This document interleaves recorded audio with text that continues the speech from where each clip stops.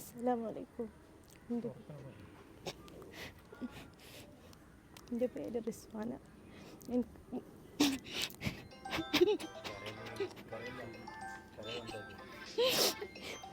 എനിക്ക് നടക്കാൻ പറ്റില്ല.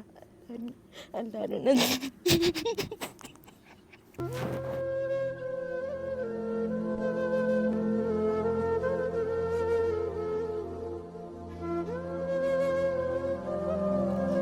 അസ്സലാമലൈക്കും. ഇതിൻ്റെ മോളാണ് റിസ്വാന. ഇവൾക്ക് സുഖമില്ലാതെ 2 കാലും നടക്കാൻ വയ്യാത്തൊരവസ്ഥയിലാണ് ഇവളത് ചികിത്സിക്കണമെന്നുണ്ടെങ്കിൽ നമുക്കൊരു ഭീമമായൊരു സംഖ്യ തന്നെ വേണം. ഡോക്ടർമാർ പറയുന്നത് ഇത് ഓപ്പറേഷനിൽ കൂടി ചെയ്യാൻ പറ്റുള്ളൂ എന്നാണ് പറഞ്ഞത്. അപ്പോൾ അതിന് നല്ലൊരു സംഖ്യ വേണം. ഞങ്ങളെ കൊണ്ട് അതിനുള്ള യാതൊരു നിവൃത്തിയും ഇല്ലാത്തത് കൊണ്ടാണ് ഇങ്ങനെ ഒരു വീഡിയോസ് ഞങ്ങൾ ചെയ്യുന്നത്. അപ്പോൾ എല്ലാവരും ഞങ്ങൾക്ക് വേണ്ടി സഹായിക്കുക. അസ്സലാമലൈക്കും. ഉഴൂർ പഞ്ചായത്തിൽ കോറാട് മഹലിൽപ്പെട്ട ഒരു പാവപ്പെട്ട കുടുംബത്തിലെ ഒരു കുട്ടിയാണ് റിസ്വാന എന്ന ഈ കുട്ടി. ഈ 2 കാലും തളർന്നതായിട്ട് ആണ് ഇപ്പോൾ. തീരെ നടക്കാൻ വയ്യാത്തൊരു സ്ഥിതിയാണ്. ഒരു പാവപ്പെട്ട കുടുംബത്തിൽപ്പെട്ട ഒരു കുട്ടിയാണ്. ഈ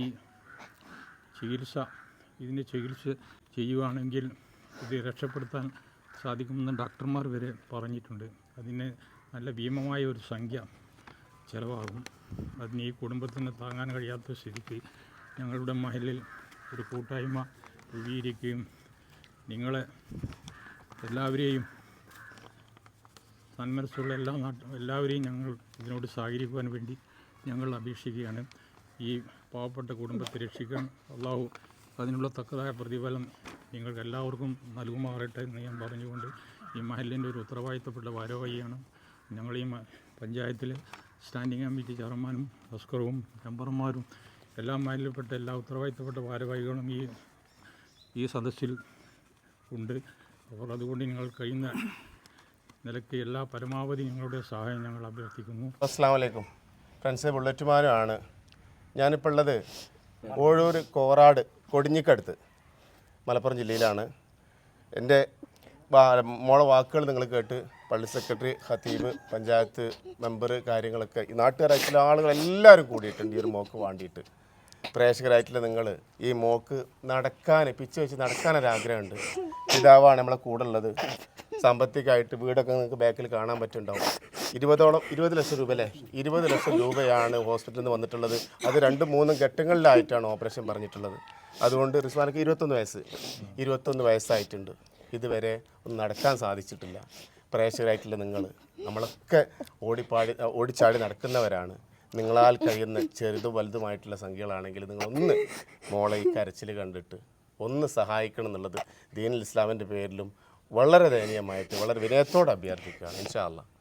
മലപ്പുറം ജില്ലയിൽ ഒഴൂർ ഗ്രാമപഞ്ചായത്തിൽ കോറാട് മഹലിൽപ്പെട്ട റിസ്വാന എന്ന കുട്ടി ജന്മന 2 കാലുകളും തളർന്ന് നടക്കാൻ പറ്റാത്ത ഒരവസ്ഥയിലാണുള്ളത്. കേരളത്തിലെ പല ഹോസ്പിറ്റലിലും കാണിച്ചിട്ട് ഇപ്പോൾ നമ്മുടെ കോഴിക്കോടുള്ള ബേബി മെമ്മോറിയൽ ഹോസ്പിറ്റലിലാണ് ഇപ്പോൾ ലാസ്റ്റ് കാണിച്ചത്. ആ ഡോക്ടർമാരുടെ നിർദ്ദേശപ്രകാരം ആ കുട്ടി നടക്കണമെങ്കിൽ 5 ഘട്ടങ്ങളായിട്ട് സർജറി ചെയ്യണമെന്നാണ് പറഞ്ഞിട്ടുള്ളത്.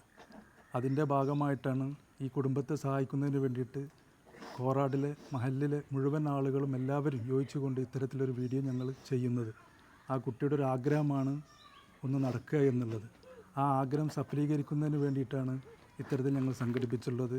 ആ പാവപ്പെട്ടൊരു കുടുംബമാണ്, നിത്യവൃത്തിക്ക് പോലും വകയില്ലാത്തൊരു കുടുംബമാണ്. അവരെ സഹായിക്കുക എന്നുള്ളതാണ് നമ്മളെല്ലാവരുടെയും കടമ. ആ കുട്ടിയെ ഒന്ന് രക്ഷപ്പെടുത്തണം. നമുക്ക് ആ കുട്ടിയെ നടക്കാനുള്ളൊരു ആഗ്രഹം സഫലീകരിക്കുന്നതിന് വേണ്ടിയിട്ടാണ് നമ്മളെല്ലാവരുടെയും സഹായം അഭ്യർത്ഥിക്കുന്നത്.